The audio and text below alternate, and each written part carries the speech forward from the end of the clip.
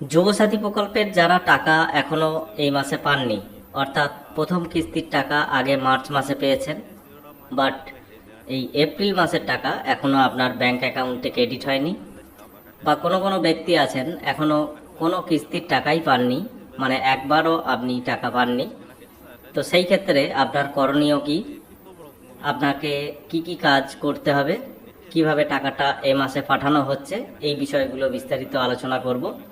যারা টাকা পাননি তারা এই ভিডিওটা দেখতে থাকুন এবং আপনার বন্ধু বান্ধবের সাথেও ভিডিওটা শেয়ার করে তাদেরকেও ইনফরমেশন দেবেন। আর চ্যানেলে নতুন হলে অবশ্যই চ্যানেলটি সাবস্ক্রাইব করে পাশে বেল আইকনে ক্লিক করবেন। তো বন্ধুরা, যুবসাথী প্রকল্পের টাকা এই মাসে আপনাদের ব্যাংক অ্যাকাউন্টে যেটা পাঠানো হচ্ছে সেটা ডিবিটির মাধ্যমে পাঠানো হচ্ছে, অর্থাৎ ডাইরেক্ট বেনিফিশিয়ারির অ্যাকাউন্টে টাকাটা ট্রান্সফার করা হচ্ছে। আগে যেহেতু ট্রেজারির মাধ্যমে অ্যাকাউন্ট থ্রু পাঠানো হতো, সেই হিসাবে আপনি যে বইটা দিয়েছিলেন অ্যাকাউন্ট বইয়ের জেরক্স, সেই অ্যাকাউন্টই আপনার টাকা এসেছে। কিন্তু এ মাস থেকে ডিবিটি লিঙ্কের মাধ্যমে যেহেতু টাকা পাঠানো হচ্ছে, আপনার আধার যে ডিবিটি লিঙ্ক বা এনপিসিআই ম্যাপিং যদি না থাকে আপনার ব্যাংক অ্যাকাউন্টের সাথে, তাহলে আপনার অ্যাকাউন্টে টাকাটা আসবে না। বা নতুনদের ক্ষেত্রেও যারা এখনও টাকা পাননি একবারও, আপনার ফর্ম এন্ট্রি হয়ে গেলেও আপনার টাকাটা আপনার ব্যাংক অ্যাকাউন্টে যদি ডিবিটি লিঙ্ক না থাকে তাহলেও আপনি পাবেন না।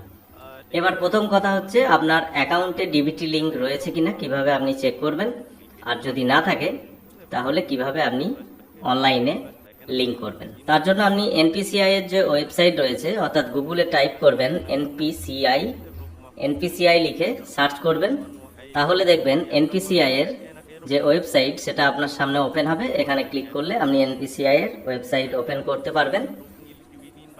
এনপিসিআই এর ওয়েবসাইট ওপেন করার পর এখানে উপরে দেখুন কাস্টমারের যে অপশনটা রয়েছে, এখানে ক্লিক করবেন। এখানে ক্লিক করলে নিচে দেখুন এখানে একটা অপশন রয়েছে ভারত আধার সিডিং এনাবেল বিএএসি, যে অপশনটা রয়েছে এখানে ক্লিক করবেন। এখানে ক্লিক করলে দেখতে হবে প্রথমে যে আপনার আধারের সাথে কোনো ব্যাংক অ্যাকাউন্টের ডিবিটি লিঙ্ক রয়েছে কিনা, সেটা চেক করার জন্য আপনি কি করবেন, এখানে দেখুন আধার ম্যাপের স্ট্যাটাস যে অপশনটা রয়েছে এখানে ক্লিক করবেন। পরবর্তী পেজে আপনার আধার নাম্বার এখানে টাইপ করবেন, ক্যাপচার কোড যেটা রয়েছে ক্যাপচারের ঘরে এখানে ফিল করবেন, তারপরে চেক স্ট্যাটাসে ক্লিক করবেন। চেক স্ট্যাটাসে ক্লিক করলে আপনার আধারের সাথে যে মোবাইল লিঙ্ক থাকবে সেই মোবাইলে ওটিপি সেন্ড হবে। ওটিপি আপনি ওটিপির ঘরে এন্ট্রি করে কনফার্ম করবেন। কনফার্ম করলে এখানে দেখবেন ডিবিটি লিঙ্ক এনাবেল অপশনটা আসবে এবং কোন ব্যাংকের সাথে আপনার ডিবিটি লিঙ্ক রয়েছে সেটাও আপনি এখানে বুঝতে পারবেন। যদি ডিবিটি লিঙ্ক আপনার আধারের সাথে থাকে কোনো ব্যাংক অ্যাকাউন্টে, তবেই এই অপশনটা আপনার সামনে শো হবে। তো এখান থেকে আপনি বুঝে যেতে পারবেন যে কোন ব্যাংক অ্যাকাউন্টের সাথে ডিবিটি লিঙ্ক রয়েছে, সেই ব্যাংক অ্যাকাউন্টেই আপনার এই টাকা আসবে।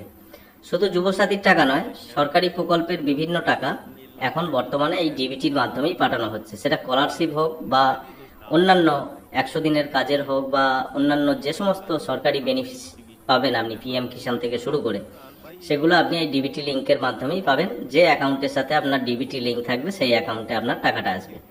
এবার যদি কোনো ব্যক্তি দেখেন যে আপনার এখানে ডিবিটি লিঙ্ক নেই কোনো অ্যাকাউন্টেই, তাহলে আপনি আপনার ব্যাংকের শাখায় গিয়ে ডিবিটি লিঙ্ক করিয়ে নিতে পারেন, অথবা অনলাইনে যদি ডিবিটি লিঙ্ক করতে চান তাহলে এই পেজেই আপনি উপরে অপশন পাবেন আধার সিডিং ডিসিডিং, যে অপশনটা রয়েছে এখানে আপনি ক্লিক করবেন।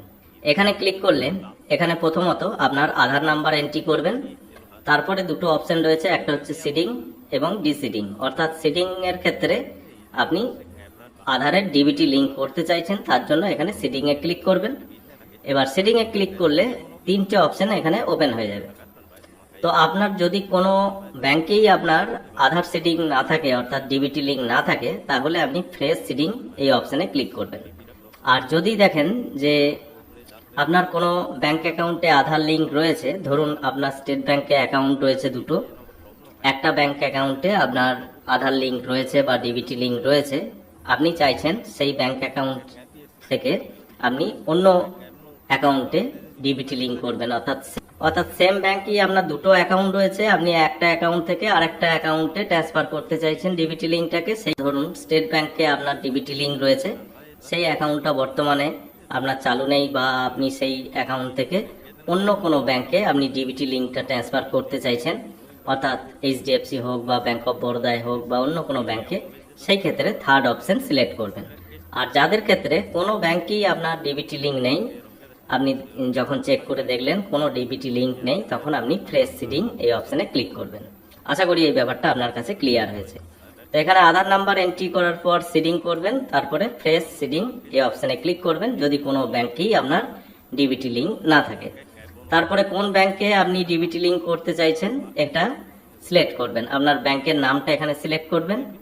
তারপরে এখানে অ্যাকাউন্ট নাম্বার টাইপ করবেন, সেই অ্যাকাউন্ট নাম্বার আরেকবার টাইপ করে এখানে কনফার্ম করবেন এবং এখানে টার্মস অ্যান্ড কন্ডিশন বক্সে ক্লিক করবেন।